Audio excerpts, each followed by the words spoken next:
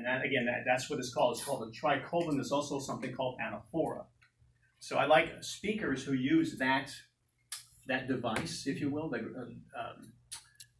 because I think it's almost like poetic, if you will. And by the way, this tool, the tricolon and anaphora, go back to the Greek days. I mean, so these are tools which have been around a long time. Yeah. There's a guy by the name of Mark Sanborn. Mark Sanborn is the past president of the National Speakers Association.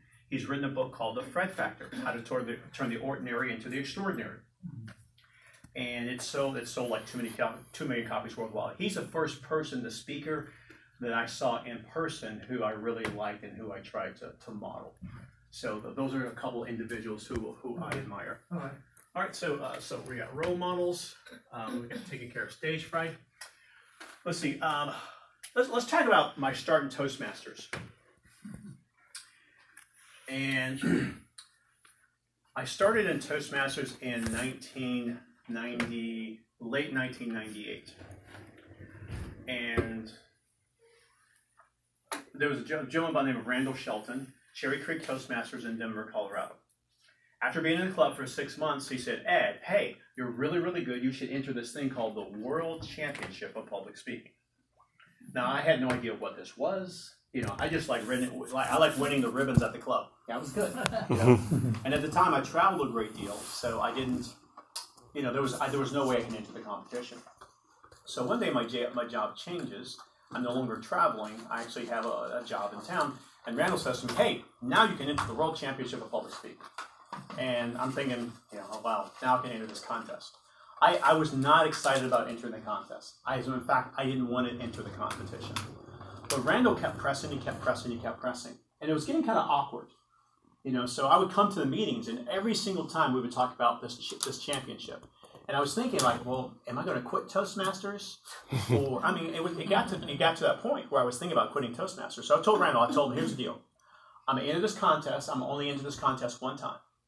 After I lose, we'll never have this conversation again. He said, deal. I didn't lose.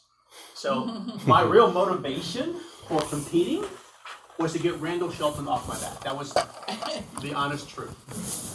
And what happened, what I didn't realize, is that the club that I belong to in Denver, it's one of the largest clubs in the city. And we've got 75 to 80 members. And competing at our club is like competing at an area contest, or maybe even a division contest. I mean, it's fierce competition. So I didn't realize that club had actually prepared me for competition. I mean, hindsight is 20/20. So when I went to the area competition, I'm thinking like, wow, this wasn't that hard. And I went to the division competition. Well, this wasn't that hard. And then went to the district competition. That's when that was hard. And I won that competition. And I competed back in the day when I used to have something called a regional. Today it's called the semifinals. And then after that, you have the World Championship of Public Speaking. Well, one of the members from my club it was in Miami Beach, Florida, and this is back in the year 2000, and it was the night before the competition. And he said something to me. He says, like, how does it feel to have defeated 25,000 other competitors? I said, what are you talking about? He says, well, every year, anywhere from 25,000 to 35,000 people compete in a contest. How does it feel to have, he says, like, you're part of the last 9. And I thought about it for a second. Now, number one, had I known it was that many competitors, I would have never competed. So being naive actually worked to my benefit. Number two, and I said to him jokingly, I says, well, let's see, there's 9 of us. I think I can take the other 8, you know? And I was kidding. And I never focused on winning. I never focused on winning. I just focused on a couple things. I had a couple philosophies or strategies. One of them was what I call find the universal. What is the universal lesson or message that will appeal to people? What's that one universal thing that will appeal to people? So, for example, one of my speeches was about trust. Okay? So that's a universal message. Darren Tate's speech is about bullies. Okay? So that's something everyone can relate to, regardless of your culture, regardless of the company that you're with, etc. So, you know, find the universal. I try to use audience participation whenever possible. So my philosophy is I want to make the audience a part of the show. So I look for opportunities to make the audience a part of the show. So I'll give you an example of what I mean by that. So in a moment, put down your pens and paper. Okay? And in a moment, I'll have everyone stand. All right? This, I want you to repeat after me energetically and enthusiastically. Are you guys ready? Yeah. Okay, so everyone please stand. So, there are 3 elements to an opening. What I mean by that is there's 3 elements to opening a speech. Okay, so how many? 3. So tell your neighbor, how many? 3. The first is called break preoccupation. Repeat it with me, please. Break preoccupation. Okay, so this is what I want you to do. I want you to pretend that you're breaking a board over your knees. So everyone goes, break preoccupation. Here we go. Break preoccupation. Please show one of your neighbors. Break preoccupation. Please show somebody else. Break preoccupation. Okay, so the 3 elements to an opening. How many? 3. The first is called Break preoccupation. The second is called frame the message. Everyone go. Frame the message. Please frame one of your neighbors. Frame the message. Please frame somebody else. Frame the message. There are 3 elements to an opening. How many? 3. The first is called Break preoccupation. The second is called Frame the message. The third is called jump into the content. Everyone go. Jump into the content. Here we go. Jump into the content. One more time. Jump into the content. Please give your neighbor a high five and say, I'm tired.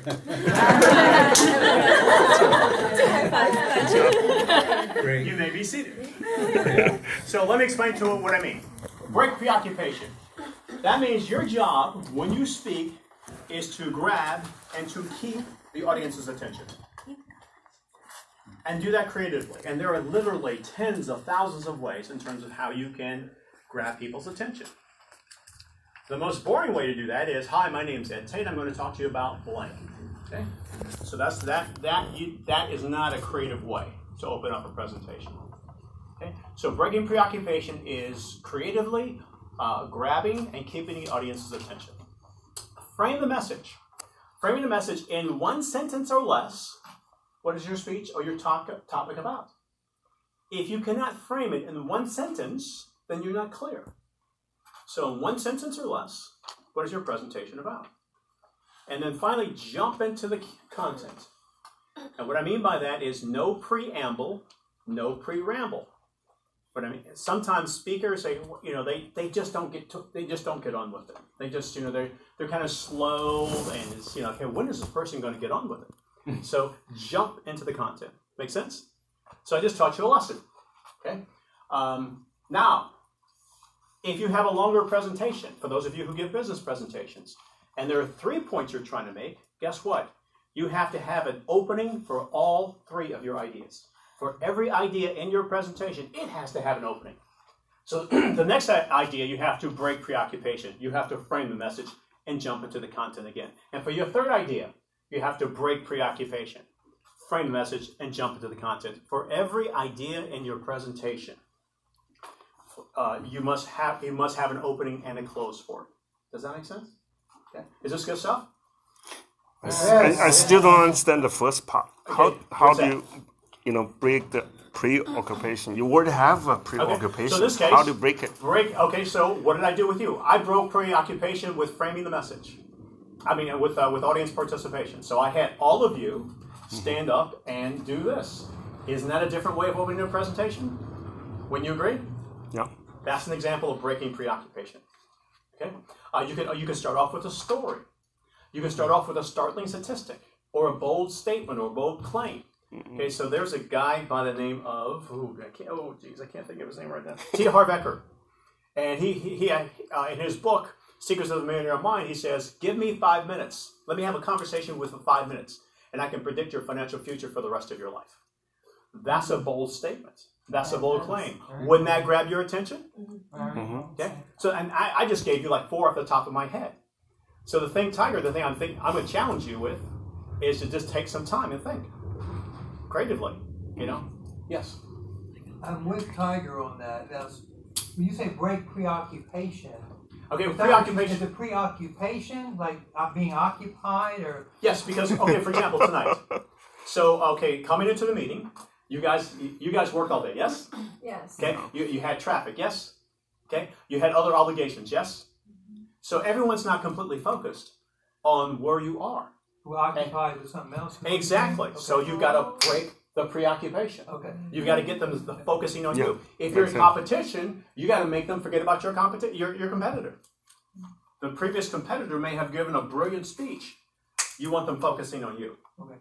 So that's what I mean by breaking preoccupation. Audiences are always preoccupied. Always. And especially in business. Especially in business. You have to fight harder in business than you do in Toastmasters to grab people's and keep their attention. Okay? Make sense? Okay, so let's see. That was my motivation to get rid of Randall Shelton to compete. Okay, and that's how I started the contest. So how do I prepare for speeches? Let's see. There's a couple tools that I use to create speeches. This is called the Fripp framework. And I usually do keynote speeches. I do longer presentations as opposed to a 5 to 7 minute speech. Okay? So you want to, let's see, in this case, let's start up here.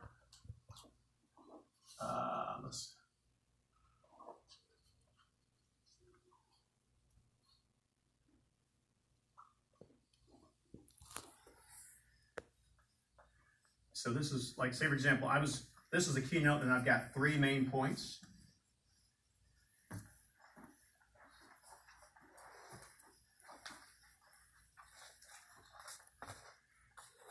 And this is the close. Okay, so, and here,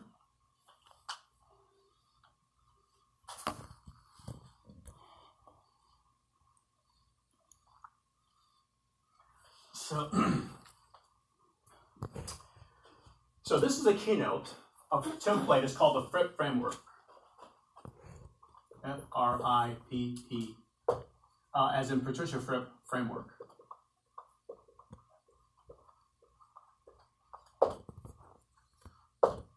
Okay, so in this case, this circle up here is my opening. So how I'm going to break preoccupation. How am I going to come out punching, so to speak? How I'm going to grab the audience's attention. So this stands for the opening. Down here is going to be the close. How I'm going to finish this particular presentation. Okay. This stands for points of wisdom. Points of wisdom. And these 3 circles are what I call evidence. So you may have a point of wisdom, like you're talking about change.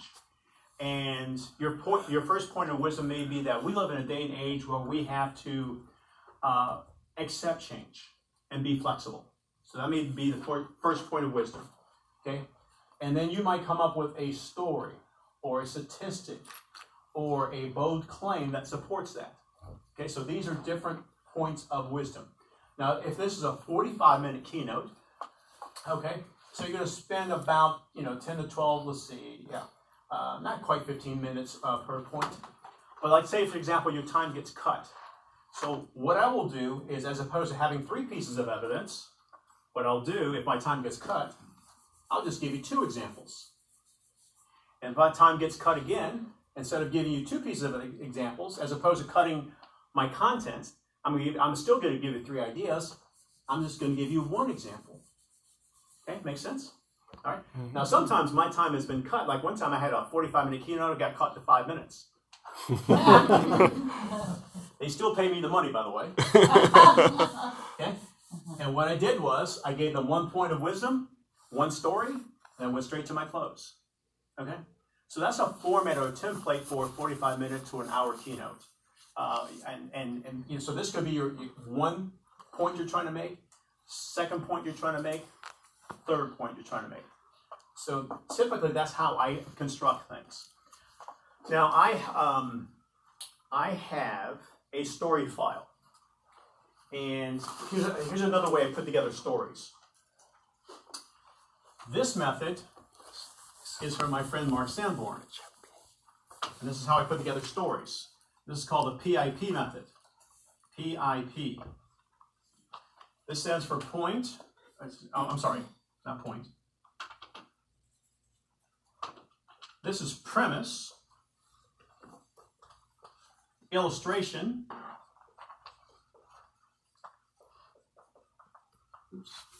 and point. Okay? Premise, illustration, point. It's the PIP method. So for example, there's a friend of mine, his name is Roger Malott. He's a stress therapist, and unfortunately Roger passed away a few years ago. But Roger used to say that we live in a day and age where we have to be change skilled.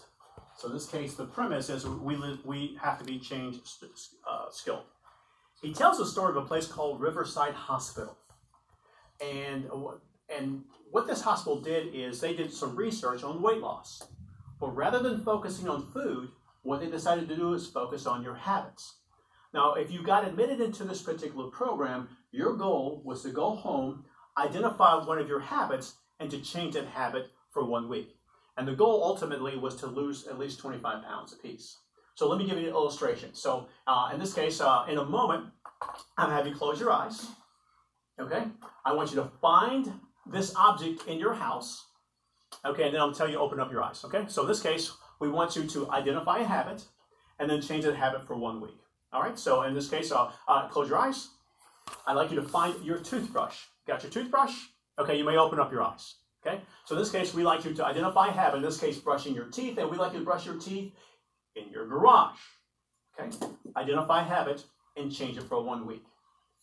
Now, since we're in the bathroom, this morning, when you got out of the shower, what did you do with the towel? Did you neatly place it back onto the towel rack with all 4 corners squared? Or did you leave it on the floor? Now, if you put it back on the towel rack with all 4 corners squared, you're described as neat. But if you left it on the floor, well, you're described as casual. Well, casual is also clinical for slop. If you are casual, we want you to be neat for 1 week. And if you're neat, we like you to be casual. Identify a habit and change it for 1 week. Toilet paper. How does it come off of the roll? Which direction? Over. Okay, over the top. Okay, so for those of you who like it over the top, what we like you to do is we want you to try it underneath the bottom. Now, if you like it underneath the bottom, we like you to try it over the top. Okay, identify a habit and change it for 1 week. The side of the bed that you sleep on. Okay, okay, for you that would be a no. Okay, got it. Okay. You got it? So what they wanted people to do is to identify a habit and change that habit for 1 week. Well, here's what happened. All the patients came back to the clinic, and they were completely stressed out. I think it was between the toilet paper flipping and the bed swapping. You know, they were stressed. But between all the patients, not a single person lost a pound between them. And the clinicians concluded the following. If you will not change your toilet paper, you will not change your body. You see, the issue around weight loss has nothing to do with food. It is our resistance, our reluctance to change. Premise, we must be change skilled. Illustration, Riverside Hospital. Point, if you will not change your toilet paper, you will not change your body. The issue around weight loss has nothing to do with food. It is our resistance to change. You see how that works? Premise, illustration, point. Now, I collect stories. So sometimes I'll have an illustration, but I won't have a premise, or sometimes I don't have a point. Sometimes I have a point, but I don't have a story. And sometimes I have a premise, I don't have any one of these. So the thing I'm inviting you to do is, have a story file. Now, I collect it electronically. I use a tool called Evernote. And Evernote is, think of it as an electronic filing cabinet, and it's free. You can just download it, and it's a way for you to collect your ideas and collect your stories. So that's how I prepare my speeches. Make sense? Okay. All right. So.